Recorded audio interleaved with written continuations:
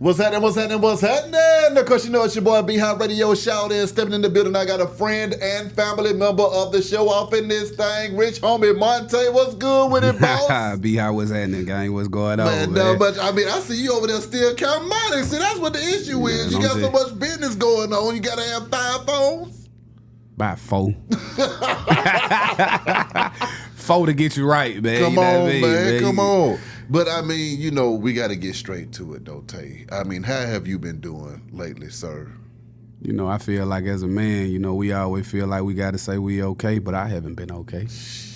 You know what I mean? Yeah. You know, I ain't been okay, but I'm here. I'm alive. Yeah. You know, I got a purpose. Yeah. I got things I got to continue to do, so I'm going to do that. But no, I haven't been all right, man, and it's okay not to be okay. Yeah. You know what I mean? So. Forever going in, though, man. The first project since the passing of Rich homie. What was it like putting this project together, man? And I mean, was it already done, or was this something that y'all had to put y'all heads together to figure out how y'all was gonna drop it? How did this come about? Man, I'm gonna take my glasses off on that.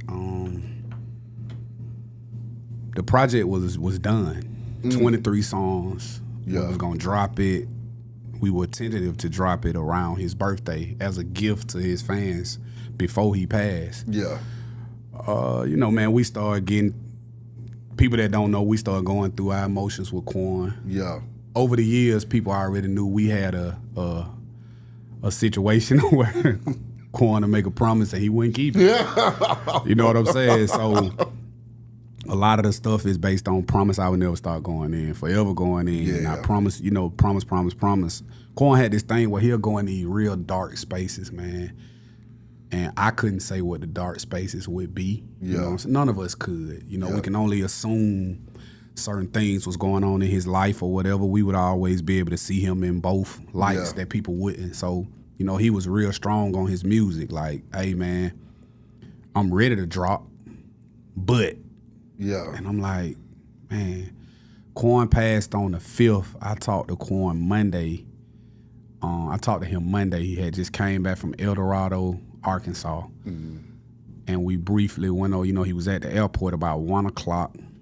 And we talked a little bit. He was like, shit, bro, I'm going to get home. I'm going to get some rest. I'm going to talk to you tomorrow. I called him at 4, about 4 something Tuesday, didn't get him. Yeah. I think he went to a party that Monday night. So he had told me like, shit, bro, I'm going to holler at you. I did a lot yesterday. Yeah. Wednesday, I talked to him about 6 or 7 or 8 times. Me and him was going in between. I'm talking to him, hold on, bro, they pop. Yeah. So we back and forth. Me and Corey, we on him. We on him. And when I got a chance to have about 5 or 6 minutes with him, we talked about this project. Yeah. And he said, man, you know, boy, I'm finna be 35, boy, in a month. And I said, damn, boy. That nigga said, bro, you been with me 22 years. And I just paused, right? Yeah. B. And I said, I've been with you about 20. He said, no, 22, boy, this shit lifetime. And I'm listening to him, we talking. And I said, what you gonna do for your birthday, bro? And he was like, man, I just want to enjoy the years. And he was like, Tay, he called me Tay. Yeah. He said, Tay, I want the people to hear me, bro. I want to give them their music. So I said, hey, Quan, listen to me, bro. What I want from you, this a gift I want to give to you. I'm finna give it to you now, and I want you to take this and gift yourself this for your birthday, bro. I said, stand behind your music, bro. Stand behind your craft, because you never have. Stand behind your craft. Stop doubting yourself, bro. Stand behind it. All your old projects. I said, before you give them this one, go stand behind your other stuff, man. And this was my second time saying this to him, because I said it to him some weeks prior to, and he got on live the next day, and he started playing like his old stuff. Yeah. But I kept reiterating that to him, bro, like, stand behind your shit, bro. Not knowing that would be one of my last conversations with him. Yeah. Because my last small brief conversation with him, he called me and I still got the text in my phone. He had found out that I'm the one who be doing his certifications, like ordering the plaques and stuff. And he was telling me to get his engineer quick a plaque, the baby plaque, because he engineered that song. Yeah, we want that plaque too, the baby. Carter, all of y'all over there with the baby, we want that plaque. We need it. Come on. And we briefly ran through that. I got myself prepared to go to a Braves game that day, not knowing that would be the last time I talked to my brother. My God. So like 8 hours later, he left us. And I was just stuck. Like, to be honest, I know how to talk about things because I've taken a lot of deaths. And when I was in 11th grade, I lost my uncle in 2000. And my social worker, counselor, taught me back then to not to compress things, to talk about them. That's right. So I could talk about my brother. It's certain things that I will talk about that'll make me emotional, that'll tear me up, but I be having to catch myself. You know what I'm saying? But, you know, for the people that wanted to know, we wanted to put the narrative. We didn't want the narrative to be deaf, and then we gave y'all the music. We wanted people to really understand that Quan had prepared these songs for them. Quan had prepared this project. Quan had a couple months, like 3, 4, 5 months ago, he's been preparing himself for this stuff. But he was the type that his music was his babies. So when he have a new baby, he loved the other baby a little bit more than the other. He was a crazy father to his music. You know what I'm saying? So he had literally just told me, Tay, man, you got to get the link, man. We had 23 songs. Man, I done changed this song, and, you know, I'm going to give a good salute to Dre. Yeah. Because once everything came, we literally made it. Like, I went to court and I was like, bro, we got to drop a song on this funeral day. Like, we dropped Song Cry. Yeah.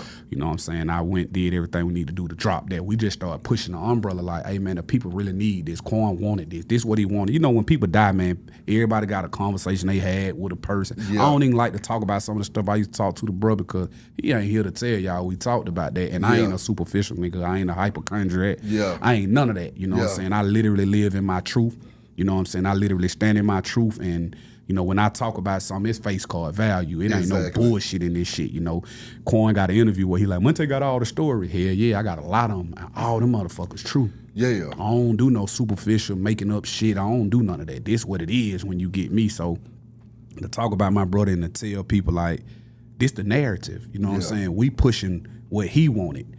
We pushing, you know what I'm saying, what he wasn't able to do for y'all. Yeah. You know what I'm saying? We pushing that. Like, bro wanted to find a way to get out of his box to do this. He ain't here to do it, so that's what we pushing, and that's why we say his legacy gonna live forever. Exactly. It's forever going in, because as long as I got breath in me, man, I ain't gonna stop. Did you sense, you know, was there any foreshadowing that this was coming, man? Hell nah. None. So talk to me about it from that perspective too, because I mean, a lot of people from the outside are looking in, and they're trying to figure out, okay, how does somebody so close to him not see this coming? Or what is it like when this type of stuff happens to somebody that you saw as a kid playing baseball who became a superstar icon legend in Atlanta to passing away at a young age, man? What was going through your mind with all of this leading up to it? And then how shocking was it to you when this happened? Let me backtrack. When you say, did I see it coming? I said no. I have to recant that statement because I never imagined, which is different from seeing. Yeah. I never imagined Quan leaving here before me. Yeah. But some of the things that Quan would indulge in his life, like people hear his dad say, we're not oblivious to what Quan did. Quan talked about his abuse, not abuse, but his drug usage. Yeah. Because I had another conversation with him prior to, and he made me aware. Like, we literally was having a real brotherly talk. Like, Quan had started opening up a lot. Yeah. You go through my call log, man, it's some 20 minutes, some 30 minutes, some hour, 2 hours. Like, we would literally sit and just talk. Yeah. And this particular day, I asked him, because Corey would always be like, man, that nigga playing sleep. Because he would do it like that. We'll call him. He'll ignore us sometimes. He'll pick up the phone. Hello. Yeah. And nigga be like, all right, bro, you sleep. All right, cool. That'll get you out my way for a little while. And I asked him that day, I said, bro, what the hell you be on when you be fake sleep? Yeah. And he laughed. And that led us into a conversation that I ain't going to get fully into. But he told me bro, I do this, and this. I asked him, had he ever had hit the booger sugar? Yeah. Like, we talking. It's an Exactly. open dialogue. And, you know, he admitted this, admitted that, and he said, hey, bro, I just want you to know I don't abuse stuff. I take it, like, regularly, just like you have to. If you had to take a Xan, Yeah. you know what I'm saying? Shit, I'm going to take me some shit, and I drink my little lean or whatever, you know what I'm saying? So, Yeah. to answer your question to that, we know that if you indulge in certain things, there is a possibility Yeah. for the worst. Yeah. So we have always knew that, but for me to be able to say that I felt like that would succumb to his life, like, no, I didn't. Yeah. You know, because we're normalized with certain things when people do certain things. You know what Yeah. I'm saying? It's like your old granddad or whatever that smoked the dope, like, shit, he smoked the dope. Like, you ain't thinking that one day the dope gonna succumb to it, like, cause he been smoking it for 20 years. Yeah. So you ain't never thinking the person that fuck with you, you know, me and you were just having a conversation about people lacing blunts and Yeah. shit. You ain't never thinking a nigga that smoke weed. Yeah. One day the weed gonna take his life. You know what I'm saying? And it could take his life through some of the same situations that happened with Quan. Like, Yeah.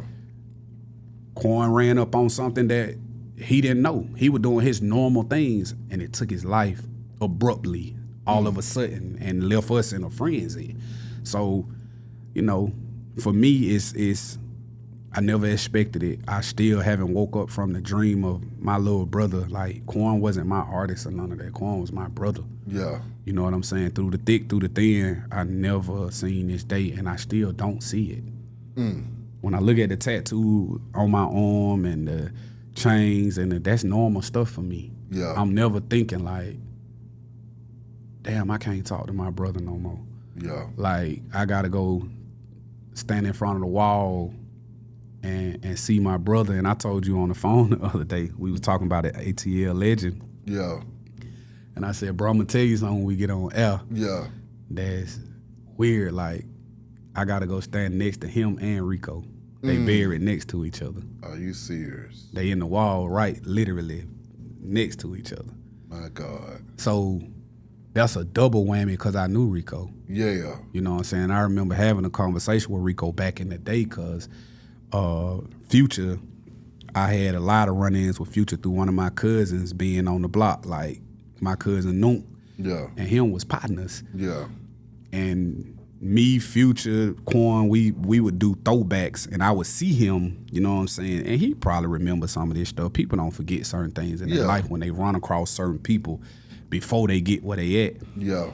And I remember that leading me to one day seeing Rico, having a conversation with him, because I heard that, you know, I had found out they was cousins. Yeah. So I wanted to talk to anybody I could talk to about Quan. Yeah. You know what I'm saying? So for them to be two Atlanta legends to be right next to each other, man, it's like, that's monumental. You know what I'm saying? But it's still, Rico death is a disbelief because he was young. Yeah. You know what I'm saying? But in its totality, when you think about Quan being 34, Yeah. we just had his birthday on Friday, 35 years old, and being taken away from here is something that I don't think, like, me and Corey would have these conversations, bro. If he do this and this, bro, like, you know what the outcome could be. But boy, when the reality of your reality hit you, that shit hurt.